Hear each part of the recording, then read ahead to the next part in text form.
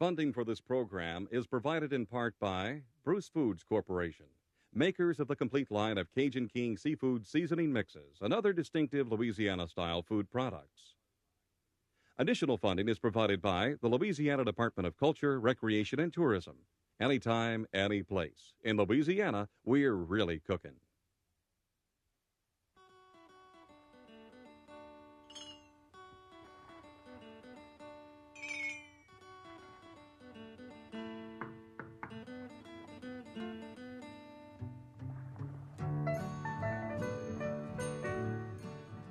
Louisiana. Hi, I'm Chef John Folse, welcoming you to the bayous of South Louisiana. Today, Cajun and Creole cooking holds a prime spot in the world of international cuisine, and I would love for you to know a little bit about it. So why not sit back, relax, and join me and some of my friends as we cook up another great Taste of Louisiana.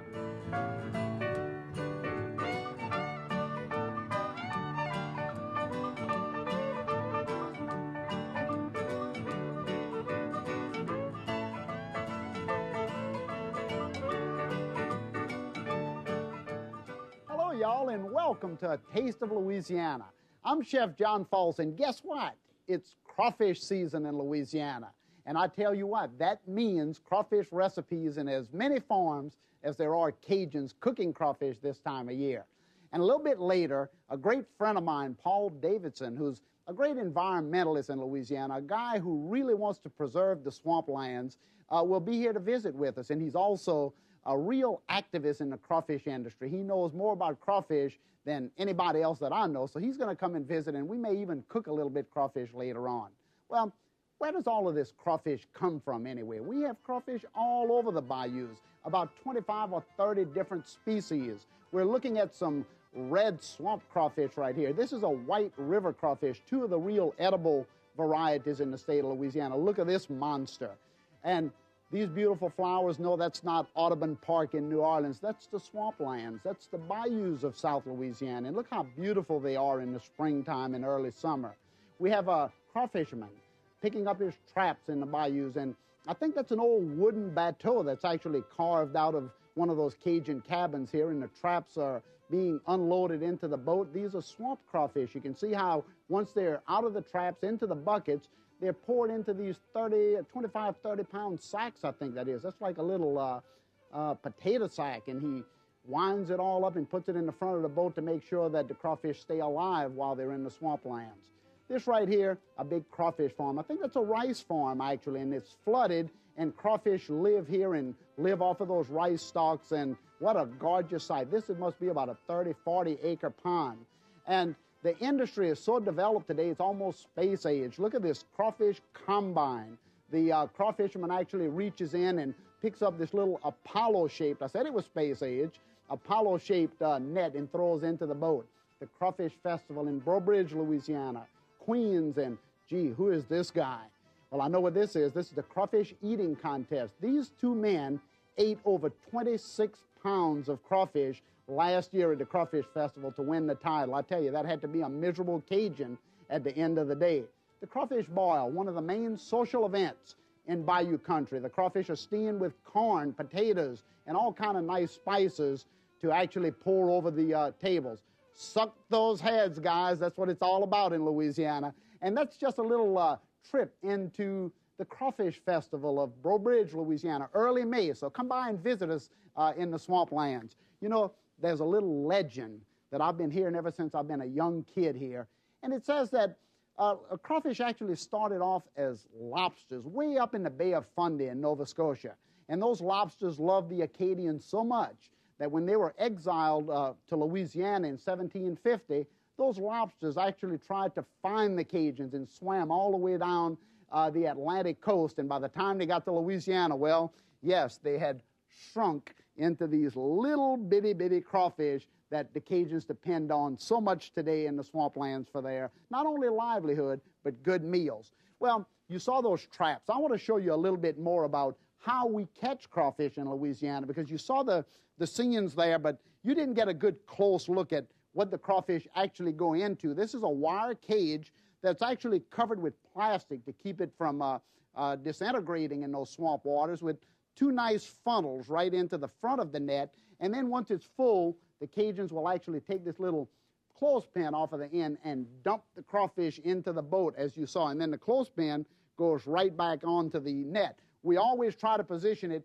next to a nice cypress knee to make sure we can find the trap the next morning. Now, this is for rich space-age Cajuns.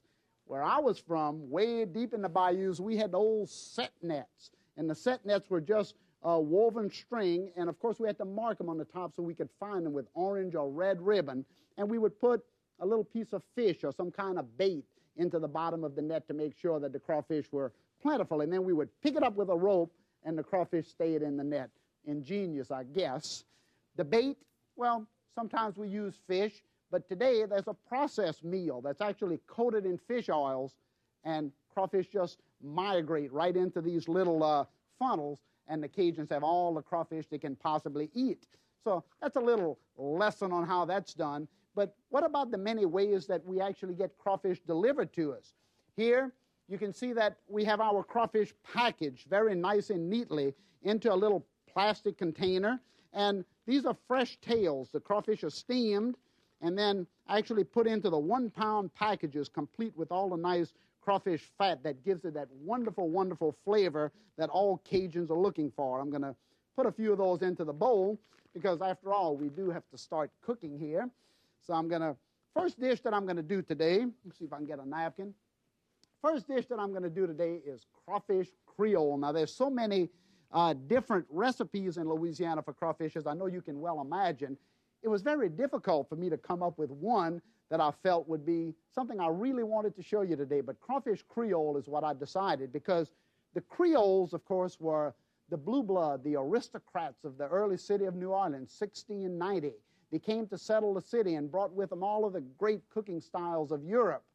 Not only the styles, but the spices and the chefs to cook the ingredients. So imagine what happened when they discovered crawfish.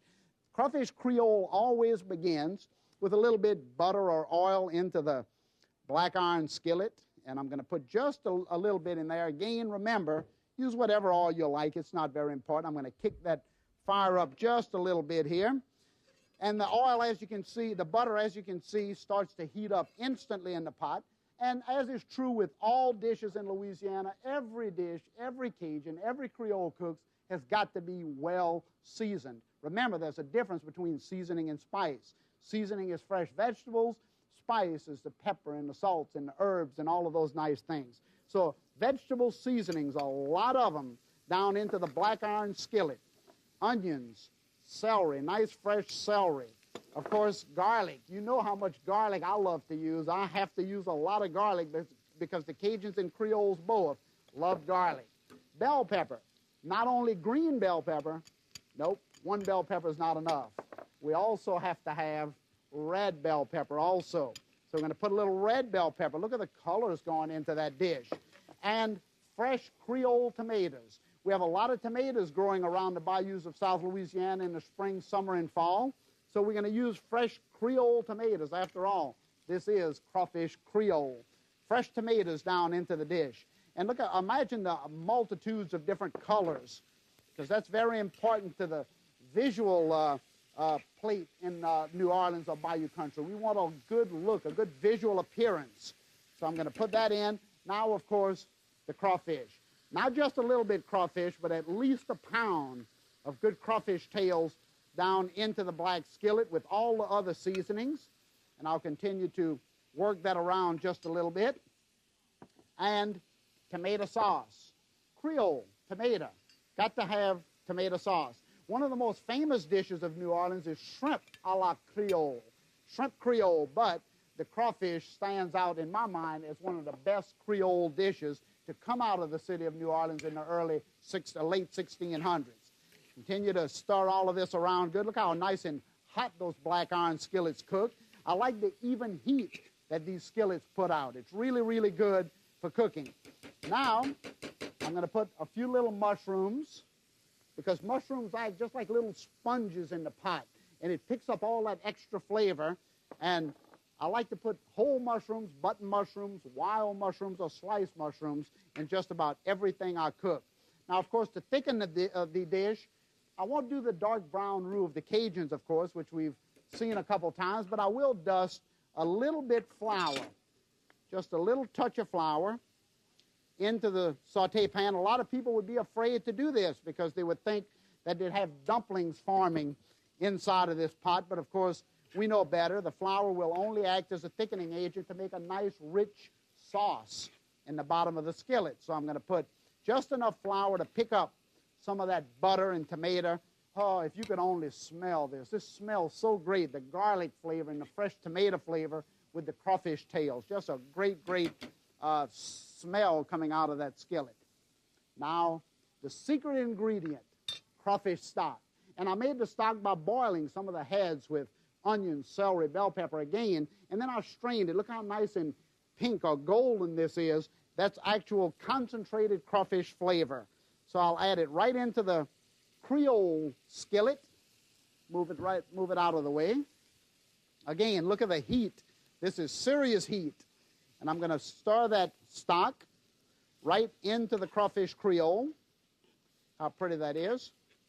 And look how nice and thick and moist this dish is. We want to make sure that there's a lot of sauce because this is going to be served over rice. So we need a lot of sauce into the pot. And it doesn't take a long time to cook either, by the way, not very long at all. So as the sauce develops, you can see how it's getting really thick right now. We want that good, rich, rich sauce, but not too watery. Now, the decoration. I love a lot of color. I know you can't tell that I like a lot of color, so I'm going to prove it to you. A little banana peppers, more fresh green onions. Got to have green onions into the pot. A little more fresh green bell pepper because I want that fresh look. And then some parsley. I'm going to finish the dish with parsley. And I'll allow this to simmer for about another 15 or 20 minutes until all of the great flavors come together. And I'll lower that fire real, real low because I don't want it to scorch. Okay, and I'll wipe my hands here. And look how that's developing. And this will be served over a big, hot, steamed plate of rice, which we'll do in a minute, and we'll allow the flavors to come together. I won't season with salt and pepper just yet because I want all the natural flavors of the crawfish and the garlic and onions to come together in the skillet and tell me how much seasoning I should put in, not the other way around. So we'll test this in just a second as we let it simmer. Now, as I move the crawfish out of the way, I've got a real surprise for you because I wanted to show you exactly what it is that we do when we get together in South Louisiana for a crawfish boil. A crawfish boil is without a doubt the premier social event of Cajun country. We get together on Saturdays and Sundays, maybe 100 people in one yard and fire up the big pots and get those seasonings boiling, and then into the pot we dump the fresh crawfish and allow them to boil for a couple of minutes. And I want to show you what goes into creating a crawfish boil. First, of course, you have to have the right size pot. And I've got a really nice old steamer here, or vegetable pot. I'm going to put the lid off to the side. And I want to show you this. I'm going to move this. Oh, boy, is this heavy. You need a friend to help. That's why we have so many friends helping with the crawfish boil. I want you to look at the ingredients in this pot, in this bowl. First, we have some pickling spice. This is just a commercial spice, and there's a lot of different commercial spices available on the market today. So you can find them in a multitude of different names. We're going to put about 2 of those into the boiling water. This is just plain water into the pot. We have to have potatoes. Every Cajun starts off his crawfish boil with fresh little B&B potatoes, the little bitty small ones, and we always put the potatoes in the pot first because they'll take the longest to cook. Into that, well, let me throw a few more potatoes. I've got a lot of friends coming over tonight. Well, we always flavor the pot with a little bit beer. Beer gives it a great, great flavor, all those hops and malts. I'll pour that beer right down into the pot. Of course, you can eliminate beer. It won't affect the final taste of the dish unless you live in the bayous. Then you'll pick out the difference right away. So I'll move this beer bottle out of the way. Corn, always corn. Fresh ears. And as we travel through the different cultures of Louisiana, we run into different cultures that demand different things into the pot. The Italians would never boil crawfish without a nice whole artichoke or two, because they love the flavor of the artichoke cooked with the spices. Lemons. I'm going to put a couple lemons in here. I need to cut them.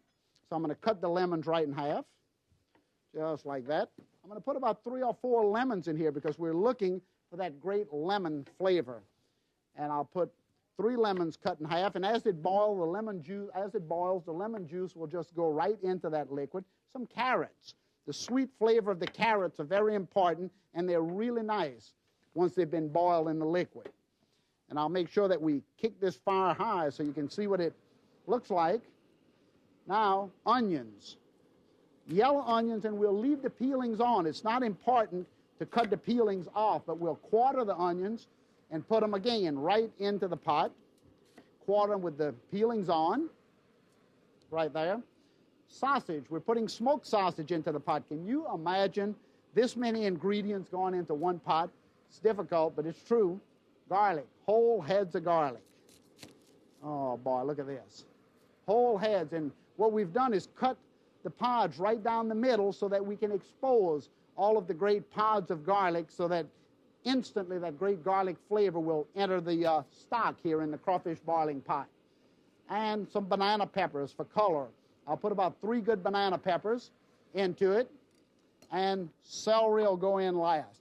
Now the corn and potatoes would actually boil for, I'd say, about 15 minutes until all the great flavors come together into the pot. And once they do, once the potatoes are tender and the artichokes are tender, then we would go ahead and add the crawfish in. But what about more seasoning? Yep, absolutely. Rock salt. We have to get the water nice and salty. So we add rock salt instead of table salt. And we put about a box of salt to about a gallon of water. That sounds like a lot, but remember, the crawfish are inside a shell, so they need to really get that flavor into the crawfish. And then a little touch of black pepper. Not too much, because the spice bags contain heat. A little bit pepper and cloves and all of those nice spices. Okay, now once this comes to a boil, we must add the crawfish. So I'm going to come on into the refrigerator and get my little bucket of red swamp crawfish. And these are the best, in my opinion, one of the best tasting varieties. I said there's 26 varieties, but I tell you, this is a really, really good flavored crawfish.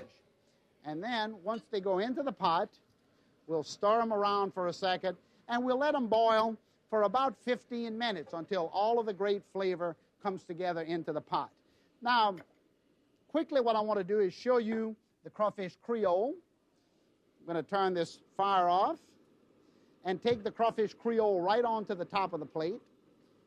How nice this is. Really a pretty dish. Imagine on a Sunday brunch how nice this will look. Move that around just like that. And I've also got a nice crawfish salad that's already done. The crawfish is sautéed with all kind of nice vegetables, mushrooms, and red and green bell pepper and all of those things. And I'm going to pour it right into a bowl. So we'll have our nice hot crawfish salad, all sautéed with the great vegetables and spices of Cajun country. And that'll go right onto here. And that's 2 beautiful accompanying dishes for the crawfish boil, or for the crawfish luncheon that we'll be having in a couple minutes. Now I'll lower this fire too, because the crawfish will be cooking in just a second here. I promised you a minute ago that I would have a visit by one of my great, great friends, Paul Davidson, and I just hear footsteps coming down the hallway, so I'm sure Paul is here. Hey, Hey, John, how you doing? Good to see you. Good to see you. Thank you so much for coming and visiting with us today. I heard you were going to cook crawfish today, so I brought you some soft ones. Oh, boy, I tell you what, these are really, really big in Louisiana. We're going to talk about soft crawfish in just a little while, but I wanted to ask you a couple things. I know how involved you are in the crawfish industry of Louisiana, and I know that you're from Baton Rouge, so you've had a lot of time spent in the swamplands. Were you actually involved early on in the crawfish industry, or did you have your own ponds? Or? I have in the past. It's been a number of years that I've been involved, about the last 10 or 12 years, been actively involved in crawfish culture. And you had ponds in the swamplands, or did you have your, just fished on other lands? Man-made ponds adjacent to swamplands that were too low for agriculture and stuff like that, and we just levied them up and produced crawfish in them.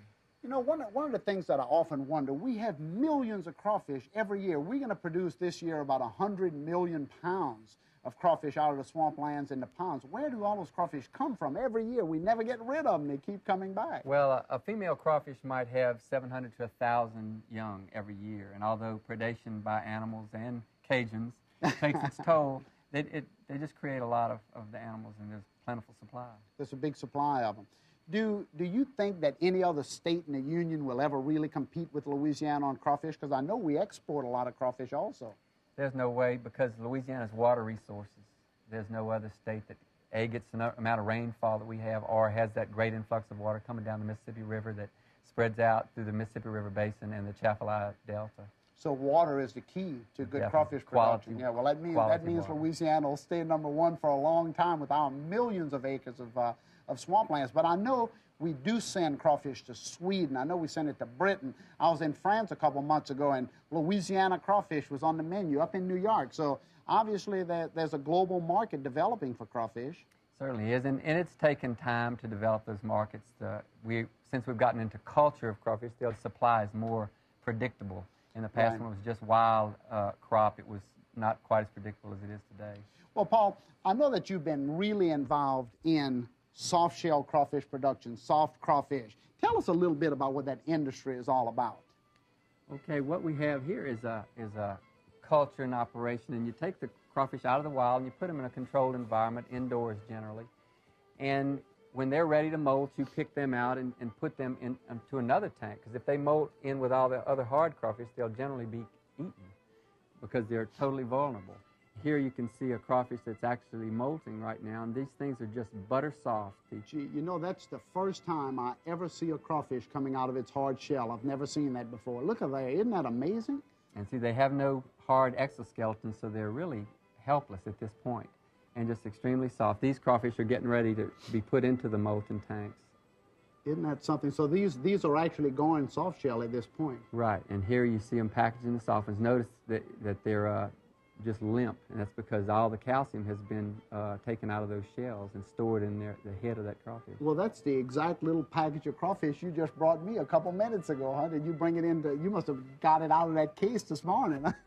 Those are actually produced in downtown Baton Rouge. Is that right? Old warehouse. Well, when did soft-shell crawfish become such a big thing? I've served it in my restaurant here in Louisiana, and chefs are calling me from all over the country asking about soft-shell crawfish. When did we first start getting into it? It's just been a few years since Louisiana started producing them for human consumption. They actually have been produced for bait in other states for a number of years. Right? Well, it just goes to show you, the Cajuns are always one step ahead. So we're baiting ourselves. Well, look, you know what I want to do? Let's cook a little bit of these soft-shell crawfish. I know that you brought them here. I'd like you to show us a little bit about how it's done. I saw how this package was put right on top of there. Is there a certain way to clean them? Yes, you want to remove the head portion, because the crawfish have a gland, or two glands in their head, where they actually store the calcium from the old shell. And if you don't get that out of there, there are these two little rocky deposits in that shell that if you bite into, it's just like biting into a rock. So right here in my hand, then, I see that we have two little calcium deposits. Right. And those deposits are what we want to try to get away from right here. They'll break your teeth, huh? That's right, and they're called gastroliths. But is that it? That's the only thing you have to do? They don't feed for about 5 days prior to molting, so you don't have to worry about cleaning the internal. Well, look, why don't you peel a couple of them and clean them up, and I'll put them in a little egg wash. I've dipped the crawfish in egg wash, which is 1 cup of milk, a half a cup of water, and 1 egg, because I want a very light batter. And then I'm going to put the crawfish into a lightly seasoned yellow corn flour, and the corn flour is a double ground corn meal. So I'll put the crawfish down in there. I don't like a heavy batter on crawfish. Never heavy. I like it real nice and light. And it's amazing that that's all it takes to get that crawfish clean, Paul. I mean, I thought you'd have to sit here and clean them for about 30 minutes, but that's it, huh? Nothing to it. Nothing to it. How many pounds of soft-shell crawfish do you think we'll produce in Louisiana this year? It'll be somewhere in the couple 100,000 pounds, I believe. Is that right? It's a young industry, and it's just now getting off the ground. There's a lot of things we haven't known in the past, and usually when you do something, that's when you really learn about it. That's right. Well, I've taken the crawfish and put them right into the little fryer, and it takes only a couple minutes to fry, so I'm going to take the little spatula or little tongs here, and put the crawfish quickly fried right onto the salad, because we're going to do a fried soft-shell crawfish salad. And these are good in many, many different ways. I've had them pan sautéed, I've had them baked, I've had them broiled, I've had them done all kind of ways, but this is the best way. I really love them this way. So I'll put the fried soft-shell crawfish right here, and we can test them just a little bit later. How's our crawfish boil coming here? Looks pretty good, huh? Yes, indeed. Okay, you know what we're going to do? I've got some boiled right over here, but let's go ahead and put them right into the pot. And we're going to walk on over to the table here. And, come on over. And we're going to walk over. We're going to start eating some of these great boiled. Boy, don't you know this is just like Cajun country. The minute you set out a table of crawfish, you get a lot of people coming to eat on them. There you go, right here. Well, Paul, thank you so much for coming by and visiting with us today. We really appreciate it, and I know everybody enjoyed watching all of this about soft-shell crawfish. And I want to make sure that each one of you come back and visit next time as we continue to cook up another great Taste of Louisiana.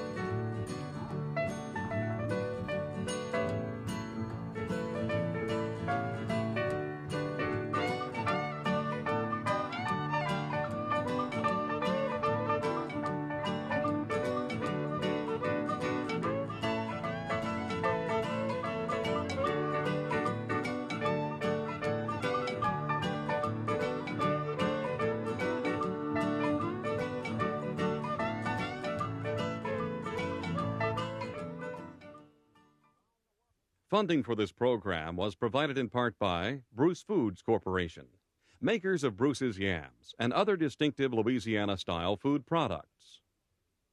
Additional funding is provided by the Louisiana Department of Culture, Recreation, and Tourism. Anytime, any place. In Louisiana, we're really cooking. The companion cookbook to A Taste of Louisiana is available for $22.95. The Evolution of Cajun and Creole Cuisine by Chef John Folse features recipes and food history behind Louisiana's cuisine. This 352-page cookbook contains over 250 recipes, including those from this show. To order, call 1-800-973-7246 or write to the address on your screen.